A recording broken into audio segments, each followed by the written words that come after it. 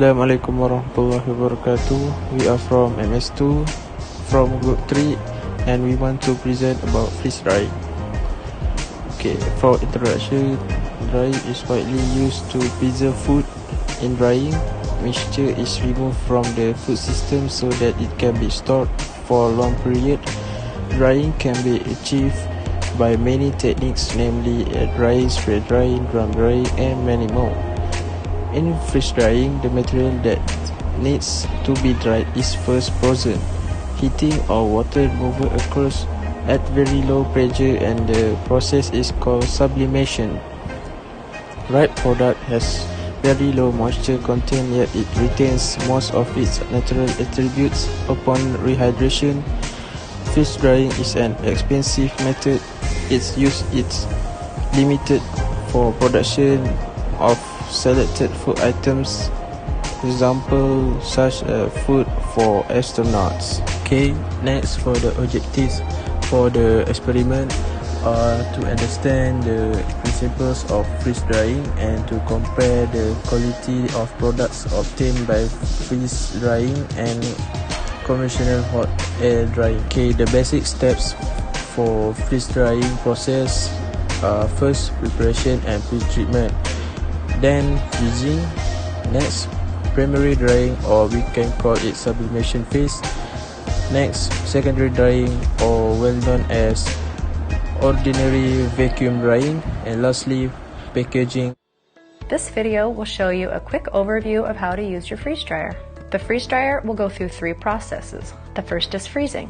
You can speed this part of the process up by freezing your food prior to putting it into the freeze dryer. Once the food is frozen, it goes into the dry mode. When the unit thinks most of the water is out of the food, the unit then goes into final dry. When final dry is finished, you'll take your food out. To get started, you will turn on the freeze dryer 30 minutes prior to loading to make sure the unit is already cool before loading your product in the freeze dryer. You will press the correct button, whether it's liquid, non-liquid, pre-frozen, or not frozen, then close the drain valve. If you have an oil pump, make certain you have clean oil in the pump and that it's filled to the oil fill level noted on the pump. The place where the oil goes is in a red cap on top of the pump. Just unscrew it and pour in your oil. A funnel can be used to pour the oil into your pump to make it a little easier and reduce the mess. The vacuum pump should be plugged into the back of the freeze dryer, and the switch on the vacuum pump should be turned on. The O indicates off. The I indicates on. Then you'll prepare your food for freeze drying. Go ahead and cut up your food into medium slices or pieces, and feel free to mix and match. You can have different things on different trays. Go ahead and place that food on the trays. It should normally not be higher than the size of the trays and should normally not be stacked. However, peas, corn, and herbs might be an exception. Go ahead and slide the trays into the unit. If you're putting in a runny liquid like soup, eggs, juice, milk, it's best to slide the empty tray most of the way into the freeze dryer. Pour the liquid into the trays from the pitcher or container, and then gently slide the tray in the rest of the way. Once the food is in the freeze dryer, securely latch the door. Check again to make sure the drain valve is closed. Then just let the freeze dryer do its job. The process is automatic. Typically, a batch will take 24 to 50 hours depending on what's being freeze dried. And there are a variety of factors that can cause batches to take longer. Some of those things would be the amount of sugar in your food, or the cellular structure of the food, the amount of food or the amount of water in the food, and the room temperature that the freeze dryer is placed in. When a batch of food is finished, the unit will beep to let you know it's done. The screen on the unit also indicates that the food is done by telling you the process is complete. This is the time to check your food to see if it needs any more dry time. So you'll open your drain valve to release the vacuum pressure and open the door. Go ahead and find the thickest piece of food on the tray, break it in half, and see if there's any water in it. You can also put it on your tongue. Your tongue can often sense the ice better than your eyes can. If it's not dry, go ahead and add a little more dry time. Usually 2 to 3 hours is enough. However, some things like blueberries and grapes might need a little more time. They have a skin that the water has a hard time getting out of. You can puncture the skins or cut the grapes in half to speed up the process. When you have decided that the food is dry, go ahead and take your food out of the freeze dryer. Once the food is out of the freeze dryer, press defrost and close the door.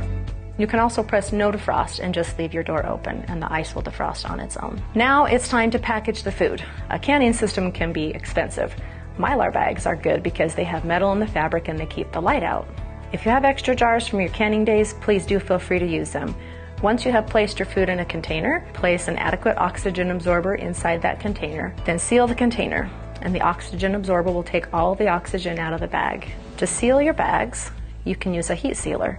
There are two that work well. One is a hand sealer, and the other is an automatic sealer that has a small conveyor belt. Also, be sure to seal your leftover oxygen absorbers because they will go bad in just a couple of minutes. Once you open a larger bag of absorbers, you can reseal the package with your sealer set on a lower temp than you would need for the larger Mylar bags. Be sure and change your oil before each new batch of food. If you're using filtered oil, make sure that no water gets into the pump. The water and oil will separate. The oil will float on the top of the water. Simply pour off the oil for reuse and just discard the water. From this experiment, we can say that the expected outcome that we can get from the experiment, about 98% of moisture content would be drained out by ice evaporation at negative 45.6 degrees Celsius when fresh or cooked food are flash frozen in the vacuum chamber. In moisture and oxygen-proof wrapping for the freshness of food items, the freeze-dried products should be sealed. The original fresh aroma, texture, and appearance of food will return when the water is replaced. Okay, lastly, the conclusion for this experiment are frozen food does not fully stop these processes, but it helps preserve food by slowing down enzyme reactions, senescence, and microbial growth. The lyophilization technique proved to be an advantage for the development of stable injectable dosage form as the moisture content of the formulation is greatly reduced, thus enhancing the stability of the product. Okay then, thank you from us.